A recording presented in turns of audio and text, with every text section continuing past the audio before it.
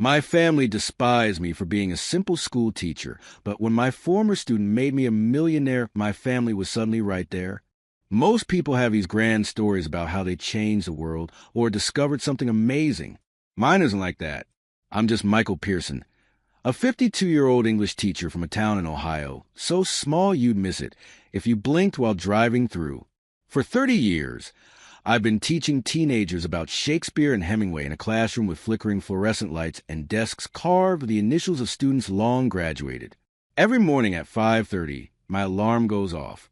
Same routine: shower, shave, and dress in one of my 5 button-up shirts that have seen better days. The coffee maker in our teacher's lounge broke last September, so now we have this vending machine that spits out what they call premium coffee for $1.25. It tastes like warm dirt, but it keeps me awake through first period. My classroom is nothing special, just 4 walls of motivational posters I bought with my own money, and a whiteboard that never quite erases properly. But to me, it's a battlefield where I fight for young minds every day. Not that they notice. Most of them are too busy scrolling through TikTok under their desks, thinking I don't see them. Last Tuesday was different, though. Amy Thompson stayed after class to work on her essay about The Great Gatsby. While most kids rush out when the bell rings, Amy actually cares. She's got these bright eyes that light up when she makes connections in literature that even I hadn't considered. "Mr. Pearson," she said as we finished reviewing her draft, "you're literally the only teacher who doesn't just give up on us." For a moment, I couldn't speak.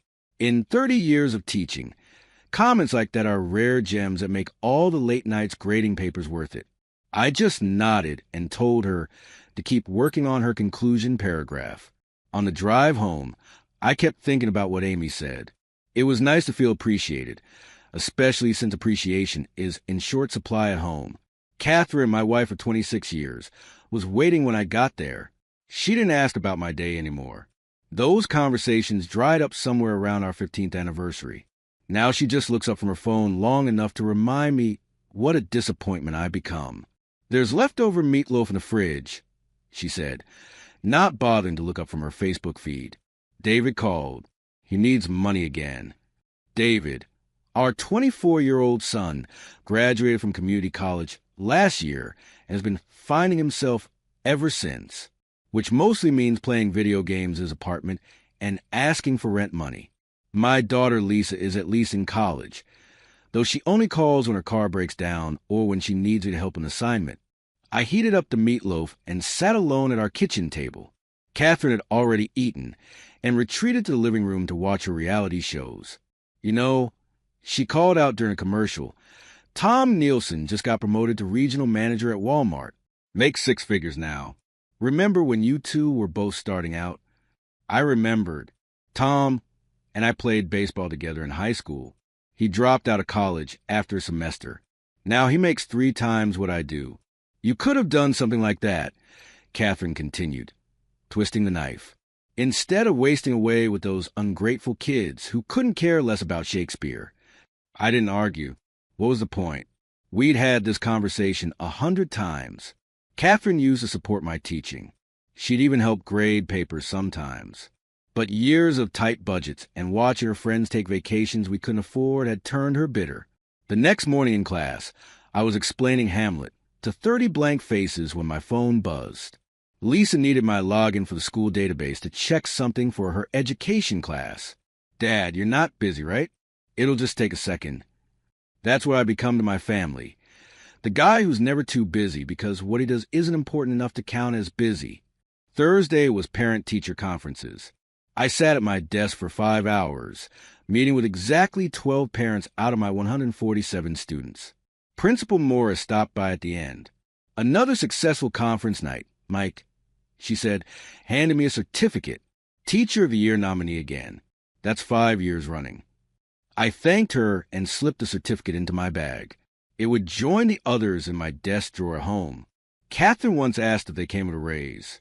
When I said no, she stopped caring. When I got home that night, Catherine was waiting up, unusual for a weeknight. "How'd it go?" she asked, actually looking interested. I pulled out the certificate. Got nominated for Teacher of the Year again. She stared at it for a moment, then laughed. Not the good kind. That's it? That's the reward for 30 years of dedication? A piece of paper that probably cost $5 to print. I watched her walk away, feeling that familiar ache in my chest. My old watch, a graduation gift from my father, ticked loudly in the silence. Each second reminded me of time I couldn't get back. That night, I couldn't sleep. I kept thinking about Catherine's words. Had I wasted my life? In the darkness, doubt crept in like an old enemy. What did I have to show for 3 decades of teaching?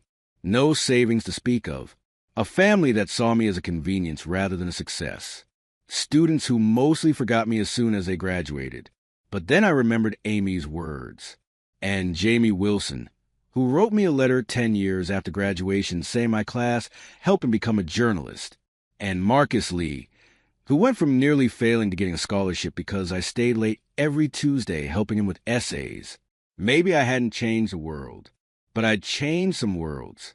The next morning in the teacher's lounge, everyone was talking at once. Between sips of that terrible vending machine coffee, I gathered that someone important was coming to evaluate our school. State inspector, explained Barbara, the science teacher. From Columbus. Word is they're looking at teacher performance metrics. Gary, the gym teacher who'd been counting the days of retirement since I met him, snorted.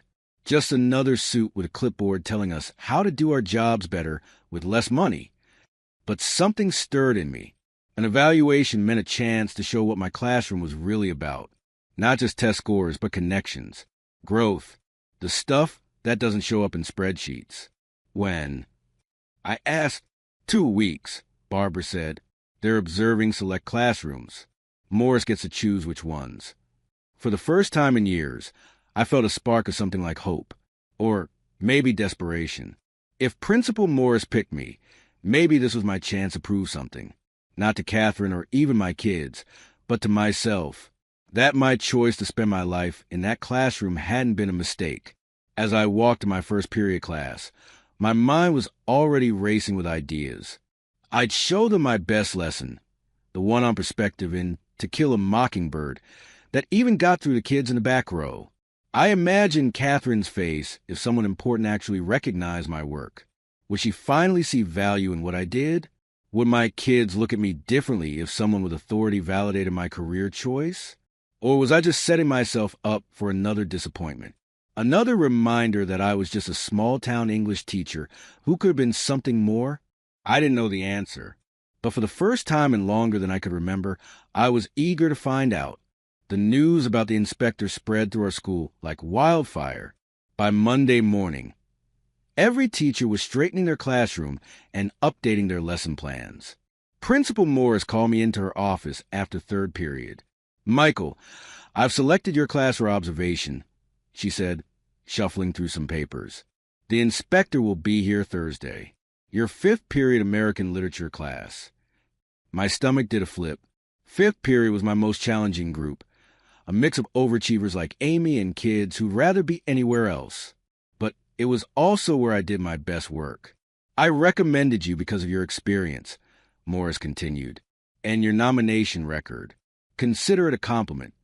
I nodded, trying to look confident while my mind raced through 1,000 scenarios, most of them ending with me embarrassing myself in front of some state official.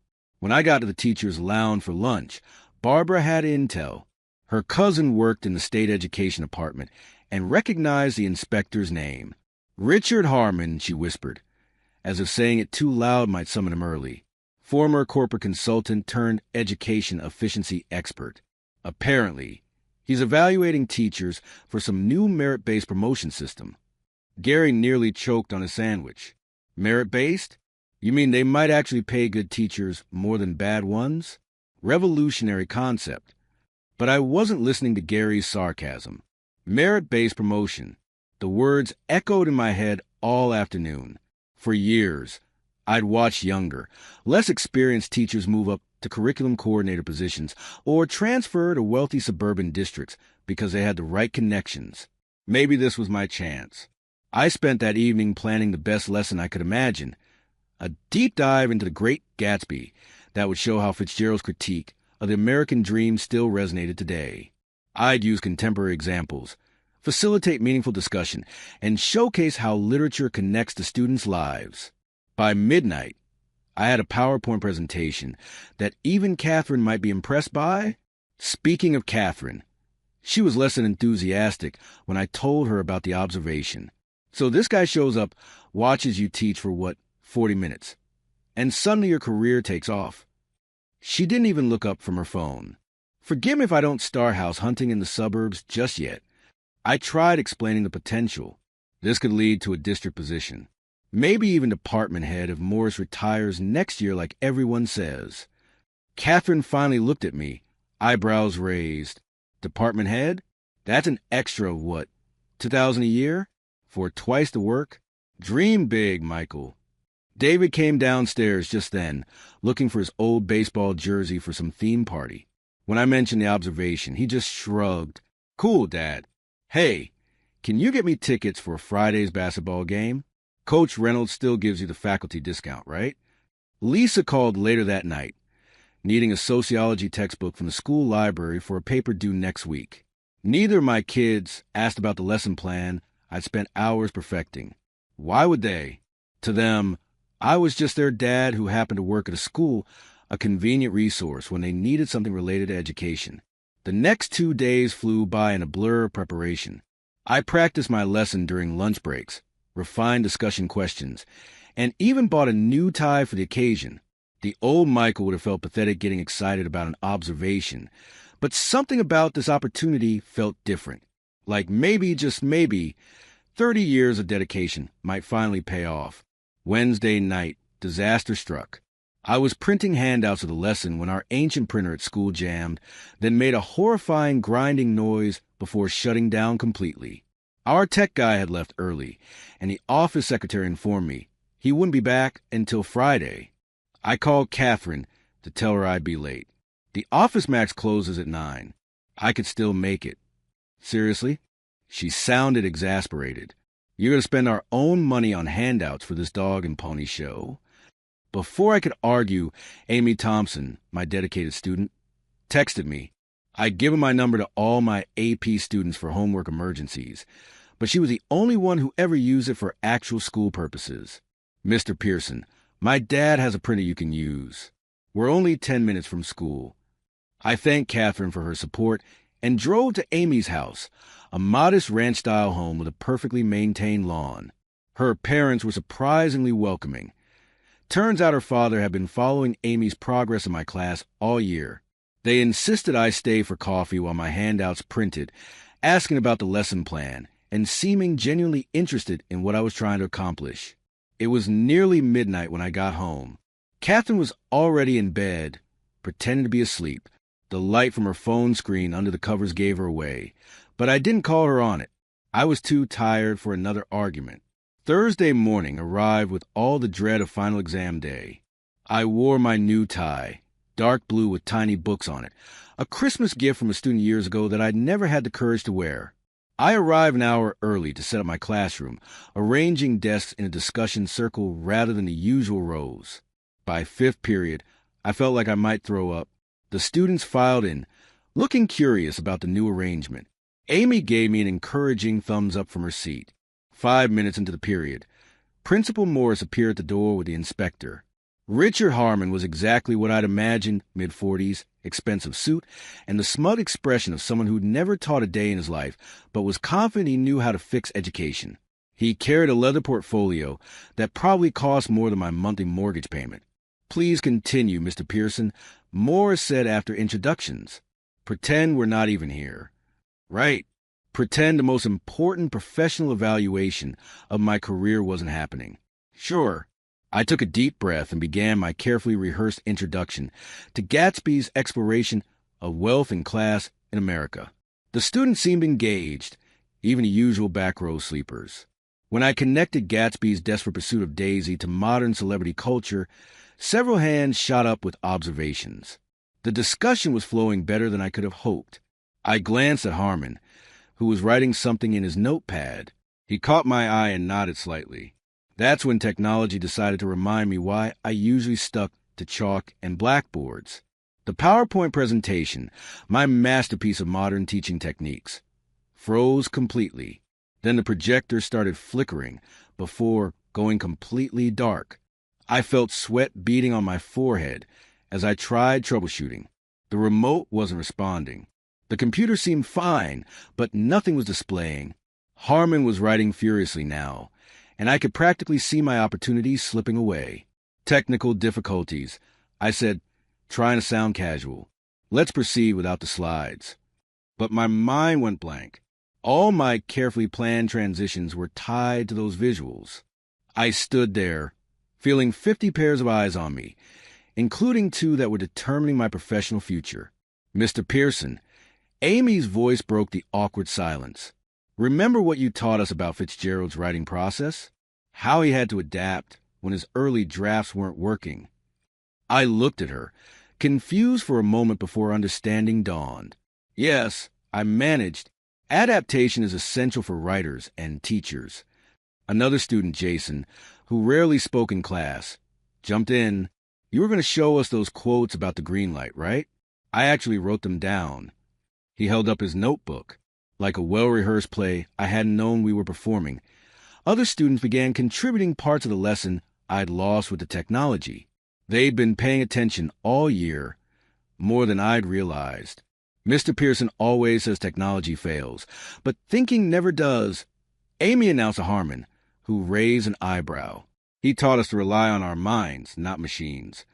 I'd never said anything so profound in my life, but I wasn't about to correct her. For the remaining 30 minutes, we had the most organic, student-led discussion I'd witnessed in years. They debated Gatsby's illusion versus reality, the corruption of the American dream, and how social mobility had changed since the 1920s. I facilitated when needed, but mostly watched in amazement as my students saved not just a lesson, but possibly my career. When the bell rang, Harmon approached my desk while the students filed out. Amy lingered by the door, clearly wanted to know how it went. Your lesson organization was... He paused, glancing at his notes. Unconventional. The technology issues were unfortunate. My heart sank. However, he continued, I've rarely seen students so invested in a literature discussion. They clearly respect you, and more importantly, they've internalized critical thinking skills. That's hard to quantify, but ultimately more valuable. He closed his portfolio. I'll be submitting my full evaluation to the district next week. Good work, Mr. Pearson. After he left, I collapsed into my chair, emotionally drained. Had it gone well? I honestly couldn't tell. The technology disaster might have ruined everything, or maybe the students' response had salvaged it. I wouldn't know until the report came out. As I was packing up my bag, Mark Jensen from the history department poked his head in. Her Harmon was in your class today. How'd it go? I gave him a noncommittal shrug. Could have been worse, I guess. Mark nodded sympathetically. Hey, speaking of former students making good, did you see that article about Andrew Mercer? It was in the Columbus Dispatch yesterday. Andrew Mercer? The name took a moment to register. Skinny kid, glasses, graduated maybe 10 years ago. That's him. Apparently, he's developed some kind of tech thing that's got Silicon Valley buzzing. The article mentioned he grew up here. Andrew, I remembered him clearly now. Quiet, brilliant, always reading science fiction novels hidden inside his textbooks. I'd caught him once, and instead of confiscating the book, I'd recommended other authors he might enjoy. We'd had long conversations about dystopian futures and the ethics of technology after class sometimes. Is he coming back to town? I asked, suddenly curious. Dunno, Mark said, already moving toward the door, but the article quoted him saying something about a teacher who changed his life. Made me wonder if it was you. Long after Mark left, I sat at my desk, staring at the blank projector screen. Andrew Mercer, a former student doing something important in the world.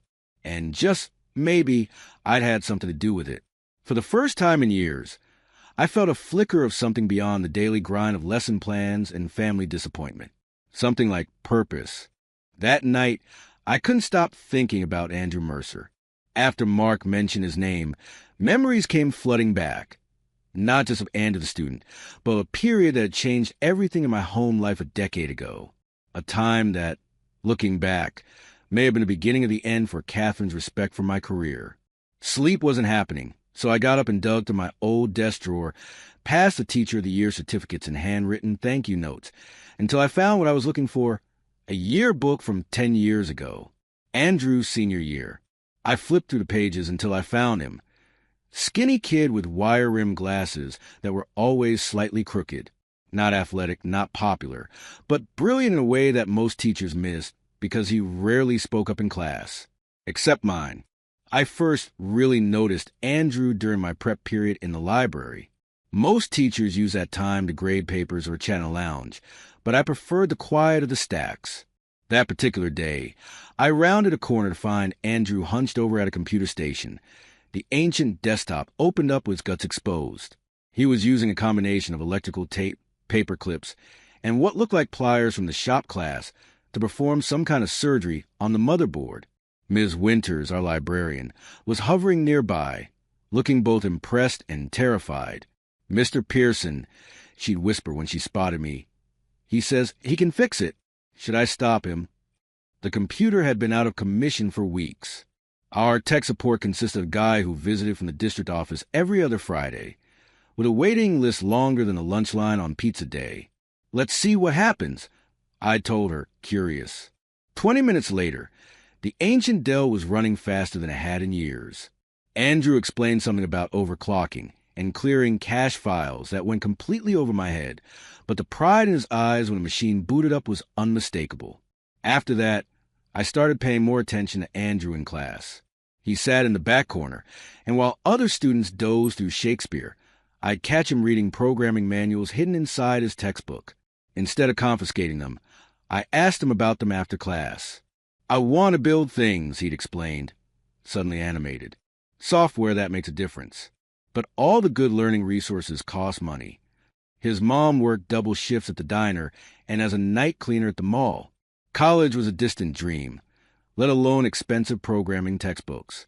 2 weeks later, I found myself at Barnes & Noble in the next town over, purchasing Python programming for beginners with my own credit card. Catherine and I had an unspoken agreement.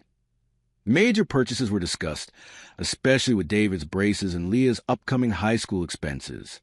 But I didn't consider the $49.95 book major, just an investment in a promising kid. When I gave Andrew the book the next day, his reaction was worth every penny. He stared at it like I'd handed him the keys to a kingdom.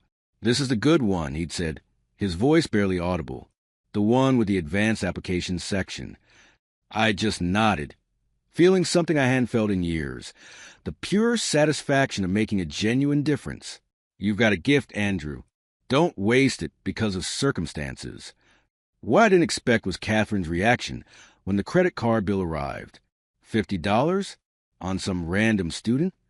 Her voice had that dangerous calm that was worse than yelling. "While we're trying to save for David's college applications next year," I tried explaining about Andrew's potential, his situation, how sometimes a small gesture could change a life. She wasn't having it. "Your own son needed a graphing calculator last semester, and you made him get a part-time job to pay for it. But you'll buy textbooks for strangers?" She had a point. David had wanted a TI 84 for his calculus class, and I had insisted he earn the money himself. Teaching responsibility. I called it, but the truth was, I'd been harsher with my own kids than with my students. Maybe because I expected more from them. Or maybe because I took them for granted. The argument escalated until Catherine dropped a bombshell. "You're more invested in your students' futures than your own children's." The accusation stung because there was truth in it. I stayed late helping students with college essays while missing David's baseball games. I spent weekends grading papers instead of helping Leah with her science projects. I justified it by telling myself I was setting an example of work ethic and dedication. But from their perspective, I was just absent. David and Leah found out about the book for Andrew during a particularly tense dinner the following week. Their reactions were predictably hurt. "So some random kid gets special treatment while we get lectures about budgeting?" David had muttered. Leah was more direct. "You love your job more than us." I tried explaining that it wasn't competition, that caring about my students didn't diminish my love for them. But teenage logic is absolute, and in their minds, every minute spent on someone else's kid was a minute stolen from them. The rift only widened when Andrew started working as a janitor at our school to save for college. The administration had a program that let a few students work part-time after hours, and Andrew took full advantage, mopping floors and emptying trash until 9 p.m. 4 nights a week. I'd often stay late those evenings, ostensibly grading, but really making sure Andrew had someone to talk to during his breaks. We discussed books, coding projects, his dreams of Silicon Valley. Those conversations in empty classrooms with the smell of floor cleaner in the air were some of the most genuine teaching moments of my career. Catherine started referring to those nights as your time with the golden boy, her voice dripping with resentment. The worst part was I couldn't entirely blame her.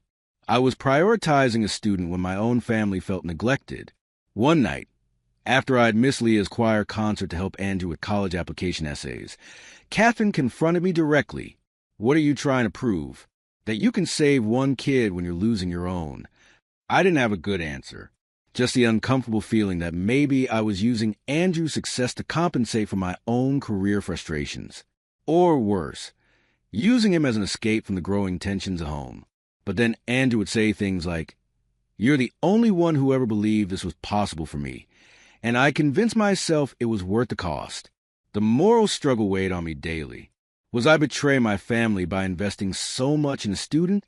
Or would I be betraying my calling as a teacher by not helping a promising kid break the cycle of limited opportunities?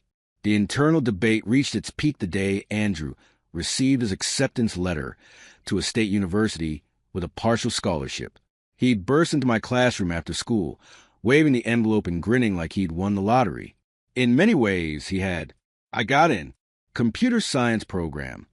He was practically bouncing with excitement. I still need to figure out the rest of the tuition, but I can keep working and take out some loans. The joy in his eyes made all the arguments at home seem distant and small. This was why I became a teacher, to open doors for kids who might otherwise be forgotten by the system. Catherine didn't share my enthusiasm when I told her the news over dinner. "That's nice," she'd said flatly. "Did you sign that permission slip for David's field trip yet? It's been on the counter for 3 days. I hadn't. It was buried under a stack of essays I'd been grading. Another small failure as a parent.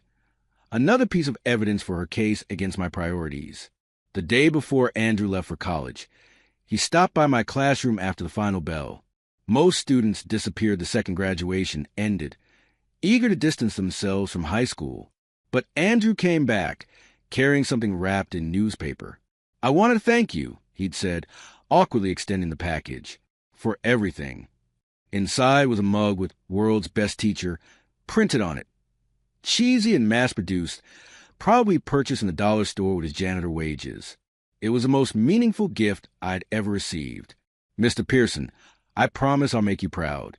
Someday I'll pay you back for believing in me." I'd brushed it off with a joke about remembering to cite Shakespeare in his computer code, uncomfortable with the raw emotion of the moment. But the truth was, his success already felt like payment enough.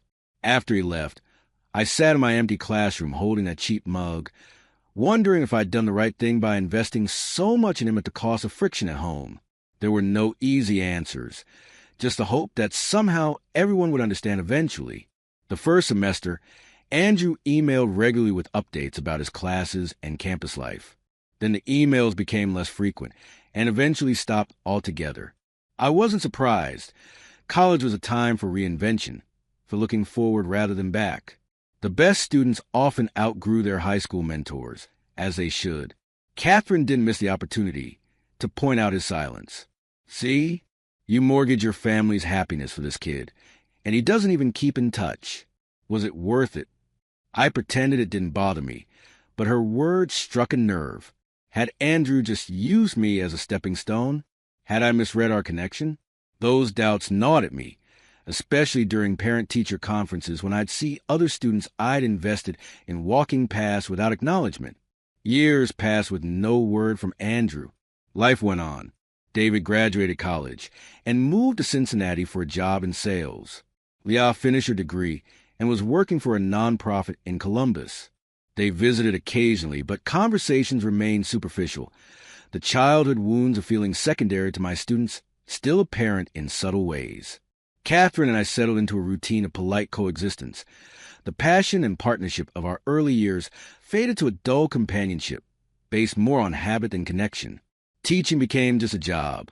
I still care about my students, but I kept a professional distance, no longer bringing their stories home or investing personally in their futures. The memory of Andrew became a cautionary tale I told myself about boundaries and priorities. Until today. The morning after Mark mentioned the article, I was fixing my coffee when Bill Hawkins from next door leaned over the fence.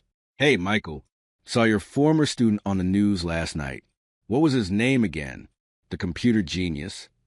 My hand froze mid-stir. "Andrew Mercer?" "That's the one. Some big shot in California now. Created some kind of software program that's got all the tech companies in a bidding war. They mentioned he grew up here, went to your school." I nodded, tried to appear casually interested while my mind raced. Good for him. Always knew he had potential. Said he was coming back to Ohio for some presentation or launch thing. Funny to think someone from our little town making it that big, huh? I spent the rest of the day distracted, checking news sites for any mention of Andrew between classes. I found the article Mark had referenced, a profile in the Columbus Dispatch business section. Andrew, no longer the skinny, awkward teenager, but a confident young man in a tailored suit, standing in front of a sleek office building. The headline read, "Ohio native's AI innovation draws $50 million in venture capital." The article described his company, something about artificial intelligence in healthcare that I couldn't quite follow. But one quote jumped out at me. "I wouldn't be here without a teacher who saw something in me when no one else did." He hadn't named me, but the timing fit. An ember of pride glowed somewhere in my chest, tempered by the knowledge of what that investment had cost my family relationships. That evening, I was grading papers at the kitchen table when my ancient email notification sound pinged from my laptop, probably just a weekly school bulletin or a parent asking about missing homework. I almost ignored it. When I finally checked, the subject line made my heart skip. "Long overdue thank you, Andrew Mercer." The email was brief but hit me like a thunderbolt. "Mr. Pearson, it's been too long since we've spoken, and that's entirely my fault. I'm returning to Ohio next month for a product launch and would be honored if you would attend as my special guest. This technology exists because you believed in me when no one else did. I've never forgotten that Python book or our conversations after hours. Details attached. I hope you'll come. Andrew." I stared at the screen for what felt like hours. Emotions I couldn't name washing over me. Validation? Vindication? A complicated mixture of pride and lingering guilt about the family friction my mentorship had caused. The attachment was a formal invitation to a presentation at the Columbus Convention Center, followed by a private dinner. 1 month from today. Catherine walked in just as I was reading it for the third time, my hands slightly shaking. "What's got you so worked up?" she asked, noticing my expression. I couldn't find the words to explain what this meant, how it simultaneously justified and complicated all those old arguments about where my time and energy should have gone. So I simply turned the screen toward her. "Andrew Mercer," I said softly. He remembered. For 3 days, I carried Andrew's email like a secret treasure, reading it during lunch breaks and between classes. I hadn't mentioned it to anyone at school, partly because I wasn't sure what to say. Remember that student I invested in at the cost of my family's happiness? Turns out he's successful now. It sounded both self-congratulatory and painfully revealing. At home, Catherine's reaction to the invitation was predictably skeptical. I showed her the email after dinner while she scrolled through Facebook on her tablet. "So your golden boy finally remembered you existed," she said, barely glancing at the screen. "Let me guess.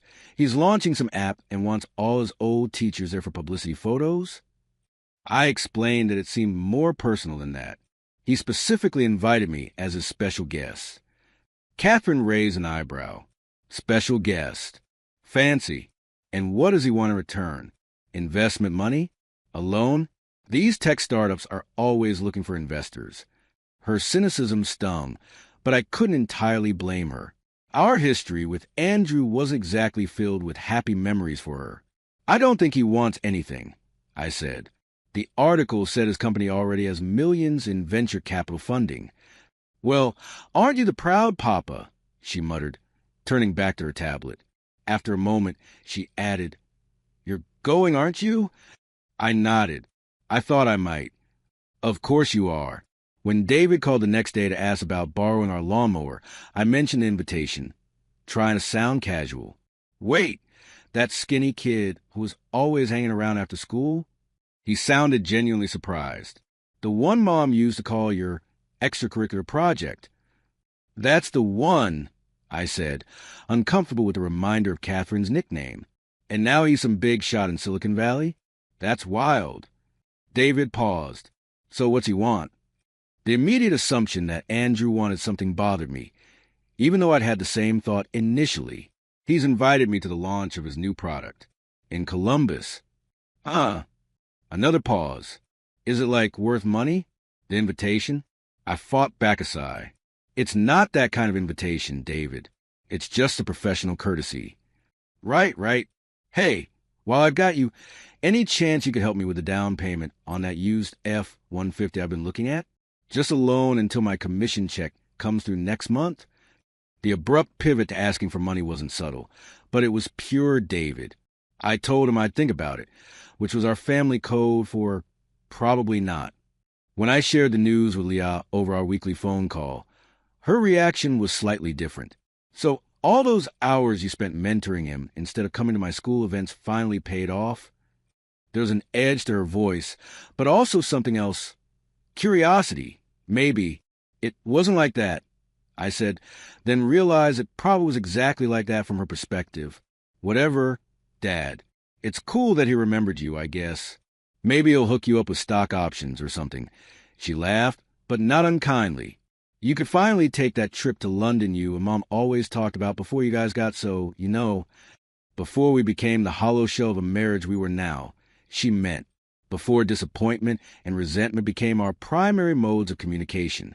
It's not about money, I told her, but the words sounded empty even to me. The day of the presentation arrived with unexpected nervousness. I hadn't felt this anxious since my observation with Inspector Harmon. I pulled my one decent suit from the back of the closet, the one I'd worn to David's college graduation 4 years ago. It hung a bit looser now, my frame having shrunk with age in that way middle-aged men's bodies sometimes do, subtly collapsing inward. You're actually dressing up for this? Catherine asked, watching me struggle with the tie I rarely wore. It's a professional event, I explained, at the Columbus Convention Center. She straightened my tie with practiced efficiency, a flash of the old intimacy we once shared. Well, try not to spill anything on yourself. That's your only good suit. I caught the 6:15 train to Columbus, surrounded by business commuters in tailored suits and expensive watches.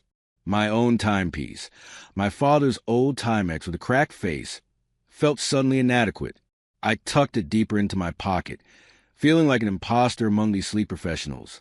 The convention center was a gleaming structure of glass and steel, nothing like the worn brick of my high school. Inside, tech industry types clustered in animated conversation, wielding terminology I barely understood, AI integration, neural networks, machine learning protocols. The coffee bar charged $9 for a latte, which I declined on principle.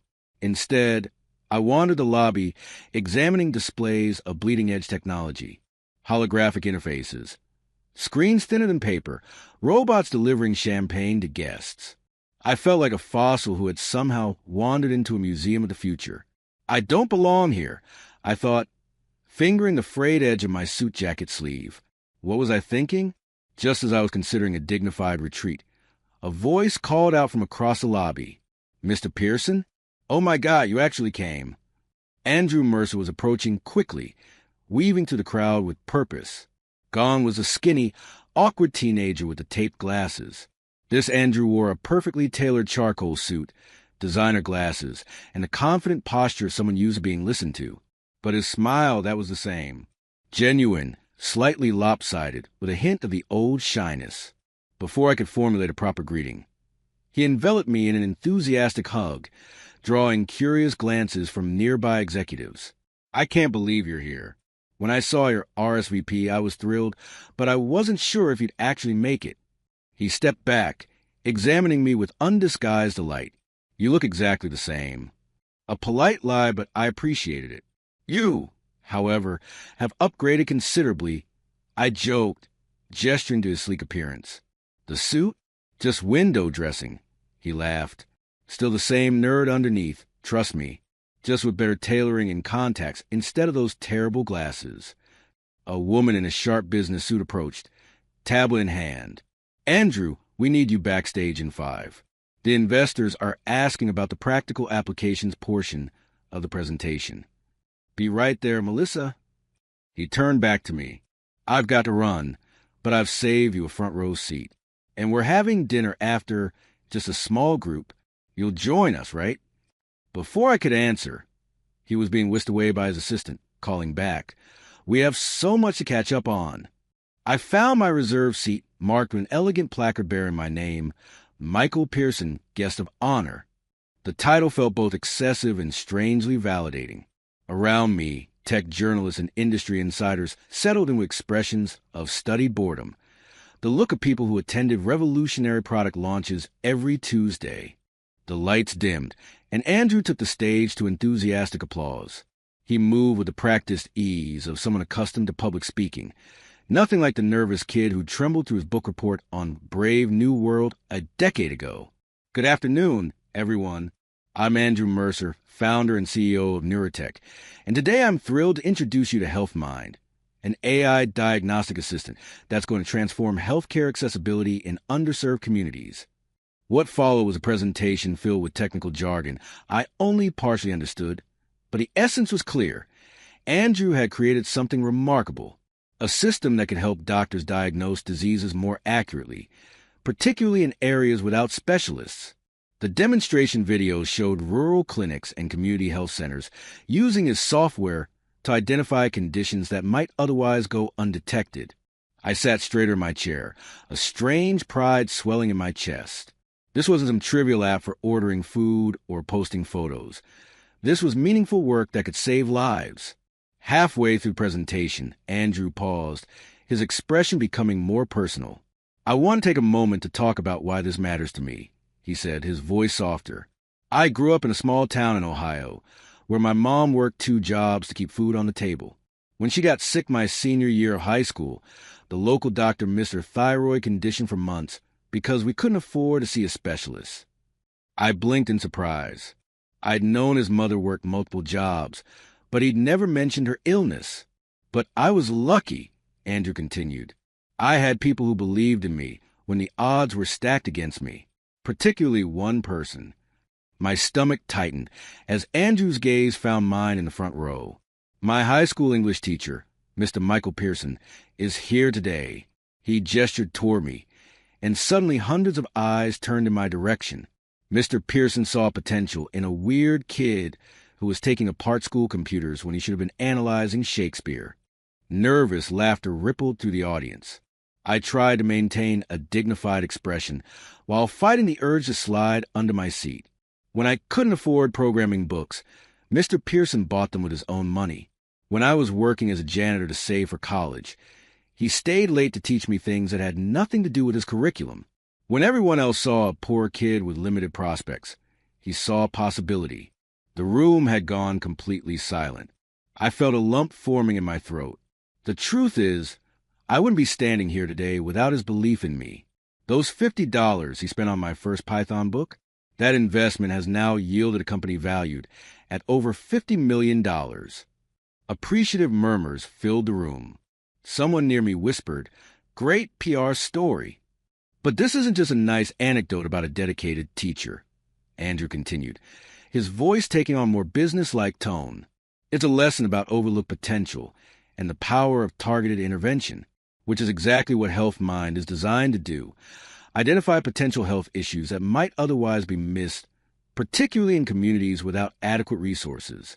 He seamlessly transitioned back to the technical aspects of his presentation, but I barely heard the rest. My mind was stuck on the unexpected public acknowledgement and the staggering number he'd mentioned, $50 million? For a company built by the skinny kid I'd helped a decade ago. When the presentation ended to enthusiastic applause, Andrew was immediately surrounded by reporters and industry people. I lingered awkwardly near my seat, unsure if I should wait or slip away. Before I could decide, Andrew's assistant appeared at my elbow. "Mr. Pearson? Andrew asked me to bring you backstage. This way, please." She led me through a side door and down a corridor to a green room filled with refreshments and a small group of people in expensive suits. Andrew broke away from a conversation the moment he saw me. "There he is," he exclaimed, guiding me to the center of the room. "Everyone, this is Michael Pearson, the teacher I was telling you about." What followed was a surreal blur of introductions to venture capitalists, medical technology experts, and software engineers, all of whom seemed genuinely interested in meeting the teacher who had discovered Andrew Mercer. I shook hands, accepted business cards, and tried to say intelligent things about an industry I knew nothing about. "Your investment paid off better than Wall Street," joked one venture capitalist, a Harvard MBA type with perfect teeth. I wasn't thinking of it as an investment. I replied honestly, just trying to help a promising student. "Well, your instincts were better than most of our analysts," he laughed. After the crowd thinned, Andrew guided me to a quiet corner. I meant every word I said out there, he told me, his expression sincere. "You changed my life, Mr. Pearson. You did all the hard work." I insisted. "I just bought a book." "It wasn't just a book." He shook his head. "It was believing in me when no one else did, including myself." Before I could downplay it further, he gestured to a serious-looking woman in a tailored pantsuit. "This is Eleanor Wong, my attorney. She has something for you to sign." The attorney approached with a leather portfolio. "Mr. Pearson, we prepared some documents for your review." "Documents?" I asked, confused. Andrew smiled. "I want to make you an honorary board member of Neurotech, with a grant of founding shares in the company."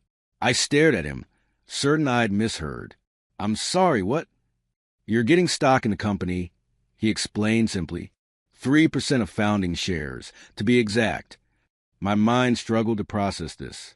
3% didn't sound like much, but of $50 million, that's $1.5 million. I stammered, doing the math. Andrew and his attorney exchanged glances. "Actually," the attorney said gently, "our latest valuation after today's funding announcement is closer to $75 million. So approximately $2.25 million at current valuation, with significant growth potential." The room seemed to tilt slightly. I gripped the back of a nearby chair. Thinking of my mortgage with 12 years left, my meager retirement account, the constant struggle to make ends meet on a teacher's salary. "I can't accept this," I said automatically. "It's too much." "It's not charity," Andrew insisted. "It's acknowledgement of your early belief in this company. Think of it as angel investor returns." "But I didn't invest in your company," I protested. "I just bought you a textbook." And that was the seed that grew into all of this. He gestured around us. "Please, Mr. Pearson, let me do this." The attorney added smoothly, "The paperwork is straightforward. No obligations on your part, just ownership of the shares. You can sell them during our next funding round if you prefer liquidation to holding equity." I felt overwhelmed, out of my depth in this world of venture capital and stock options. My old teacher's watch seemed to burn in my pocket, a relic from a different life. "I need time to think," I managed to say. Andrew nodded. "Of course. Take the documents home. Review them. But know this is happening, Mr. Pearson. You're getting those shares one way or another." The train ride home was a blur. I stared at the leather portfolio in my lap, containing paperwork that could fundamentally change my financial reality overnight. Was this really happening? To me, Michael Pearson, the teacher everyone, including my own family, saw as the definition of modest achievement? I walked from the station in a daze, barely noticing the familiar streets of my neighborhood. When I entered our house, Catherine was waiting up, pretending to read a magazine, but clearly curious. "How was it?" she asked, trying to sound casual. "Interesting," I replied, unsure where to begin. "Did your former student remember you?" He did more than remember me. I set the portfolio on the coffee table between us. He announced his company is worth $75 million, told the entire tech industry I was a reason for his success, and then gave me 3% of his company. Catherine's magazine slipped from her fingers. "He what?" I explained everything. The presentation, the public acknowledgement, the shocking offer of shares. With each detail, her expression shifted from skepticism to astonishment. $2.25 million, she repeated, her voice barely above a whisper. "For buying him a book?" Apparently. She stared at the portfolio as if it might vanish if she looked away. "Are you going to accept it?" "I don't know yet." I admitted it feels unearned. Catherine's laugh had a brittle edge. "After 30 years of thankless teaching for poverty wages? Michael, if anyone has earned unexpected good fortune, it's you." The sudden reversal of her usual criticism threw me. For years, she questioned my career choices, highlighted my financial limitations, compared me unfavorably to friends who'd chosen more lucrative paths. Now she was my cheerleader? "I always knew your dedication to students would pay off someday," she continued, reaching for my hand. "You've always been so good at seeing potential in people." I looked at her hand on mine, this unfamiliar gesture of affection and support. Where was this Catherine when I was doubting my entire career? When I needed reassurance that my work mattered? "I need a drink," I muttered, heading to the kitchen for some water. As I stood at the sink, I could hear Catherine's excited voice in the living room, obviously on the phone. I shook my head. She was already spreading the news. When I returned 5 minutes later, my phone buzzed with texts from both David and Leah. Apparently, news traveled at light speed. "David, Dad, just heard about your former student's big success from Mom. Any chance he's hiring? My sales experience would be perfect for a tech startup." "Yeah. Hey, Dad, Mom told me about your student making it big. So cool he remembered you. By the way, I have a great idea for an education app if he's looking to diversify his portfolio." I stared at the messages, a strange hollowness expanding in my chest. My family, who had rolled their eyes at my teaching career for decades, were suddenly very interested now that it had a dollar value attached. Catherine was already making plans beside me. We could finally renovate the kitchen, and that trip to London we always talk about. Oh, and maybe we should look at retirement communities in Florida instead of staying here. Your pension would go so much further with this as a supplement. As she chattered on, I looked around our modest living room with its worn furniture and faded photographs. For years, this house had felt like a testament to my limited achievements. Now it felt like something else entirely, a reminder of what was real and what wasn't. My family's sudden enthusiasm felt as insubstantial as the holographic displays at the convention center. Meanwhile, the genuine pride I'd felt watching Andrew present his meaningful work, that was solid, real. I fingered my father's old watch in my pocket and wondered, what exactly should I do with this unexpected windfall and this equally unexpected love for my family? It's amazing how quickly life can change. One day you're an overlooked high school English teacher with a drawer full of meaningless certificates, and the next you're the visionary educator who discovered Andrew Mercer. That's what the Hillsdale Gazette called me in their front page story last week. The same local paper that couldn't be bothered to cover our school's academic decathlon victory 3 years ago suddenly wanted an exclusive on my talent-spotting prowess. The interview was surreal. The reporter kept asking how I identified Andrew's potential, as if I had some magical formula for predicting future tech entrepreneurs. What could I say? That I simply treated a struggling kid with basic human decency? That didn't fit their narrative of me as some kind of startup whisperer. The attention spread beyond our small town after Andrew's company issued a press release about my board position and equity grant. Suddenly, I was fielding calls from educational podcasts and receiving LinkedIn connection requests from people I'd never met. Principal Morris even suggested I give a talk at the next district professional development day on nurturing entrepreneurial mindsets. My colleagues' reactions were a study in human nature. Gary from the gym, who'd spent 20 years telling anyone who'd listened that teaching was a dead-end career, now clapped me on the back in the hallway. Always knew you were playing the long game, Mike. Smart move investing in that kid. Barbara brought me coffee unasked, not from the vending machine, but from a fancy place downtown. The same Barbara who'd voted against my department budget, increased requests 3 consecutive years. We should really get lunch sometime, she suggested, hovering by my desk. I've got this nephew who's brilliant with computers. Maybe you could introduce him to your Andrew. My Andrew, as if I owned him or had created him. As if our connection was now a commodity to be traded. At home, the transformation was even more dramatic. Catherine had redecorated our living room almost overnight, replacing our worn furniture with pieces I didn't recognize. Just a few things to freshen up the place, she explained when I questioned the expense. We need to start living like who we are now. And who are we now? The same couple who'd been drifting apart for decades, just with a better couch? David called daily, sometimes twice, with ideas for startups he wanted to pitch to Andrew. His latest was an app to help people find parking spaces, which he insisted was revolutionary, despite my pointing out that several such apps already existed. But mine would have a social component, he insisted. Andrew would get it. When can you introduce us? Leah's approach was more direct. She simply asked for a small loan of $50,000 for a down payment on a condo near her office. It's an investment opportunity, she explained, as if that would make it more appealing. And it's nothing compared to what you're getting from those shares. I hadn't even signed the paperwork yet, and my family was already spending money we didn't have. The most difficult moment came during a follow-up interview with a regional business magazine. The journalist asked about my family's reaction to my unexpected windfall.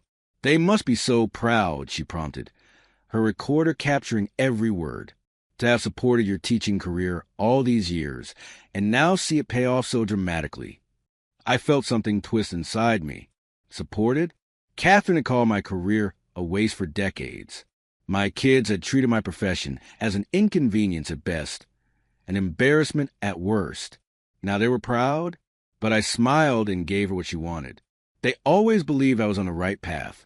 I said, the irony burning in my throat. They're thrilled to see this recognition.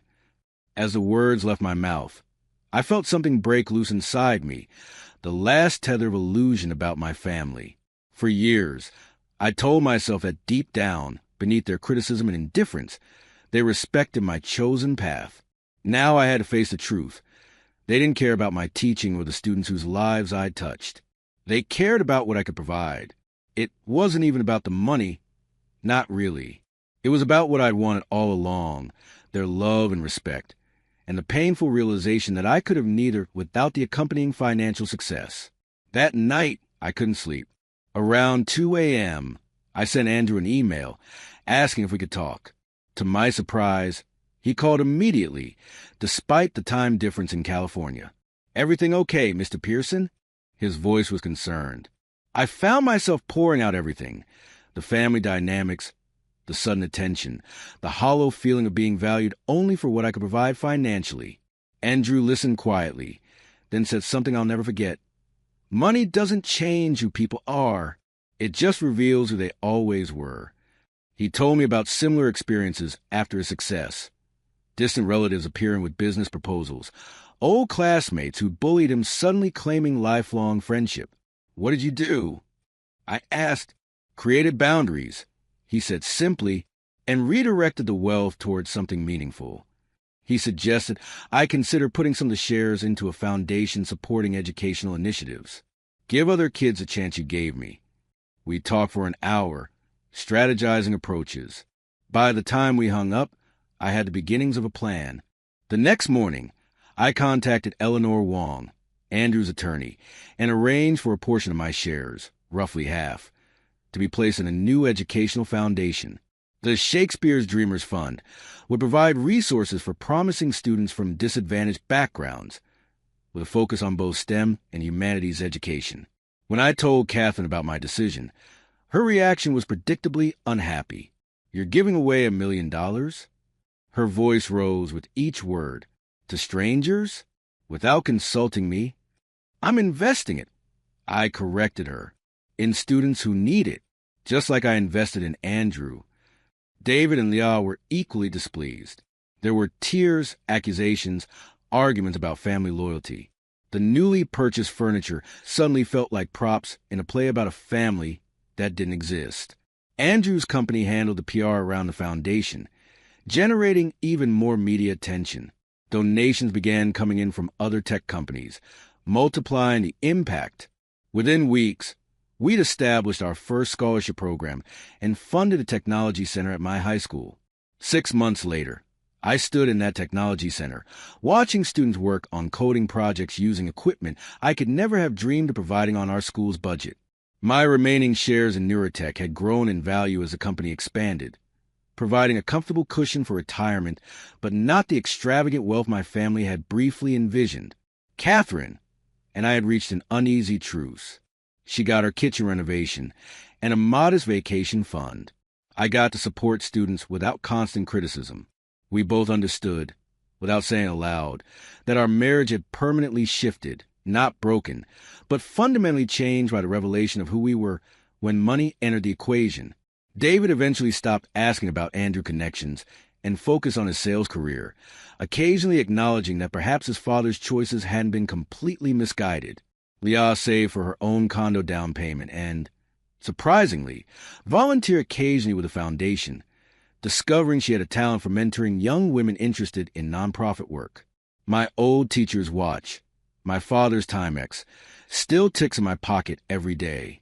Sometimes when I'm helping a student troubleshoot a coding problem or analyze a difficult text, I feel its weight and think about time, how it reveals the truth of relationships, how it measures the impact of small kindnesses, how it ultimately shows who people really are beneath the surface.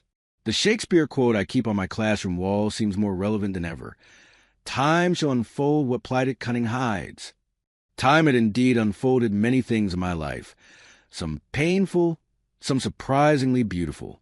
And while I've made peace with the fact that my family may never fully value the path I've chosen, I've found something perhaps more valuable: the clarity to see them in myself without illusion, plus the resources to help more students like Andrew find their way forward. That seems like a fair trade, even on the hardest days. After all, isn't that what teaching is really about? Not accumulating gratitude or recognition, but planting seeds that grow long after we're gone, often in ways we never anticipated. My father's watch keeps ticking. The students keep coming. And somewhere out there, other Andrews are waiting to be discovered, not by a startup whisperer or talent scout, but simply by someone who sees their potential and says, "I believe in you."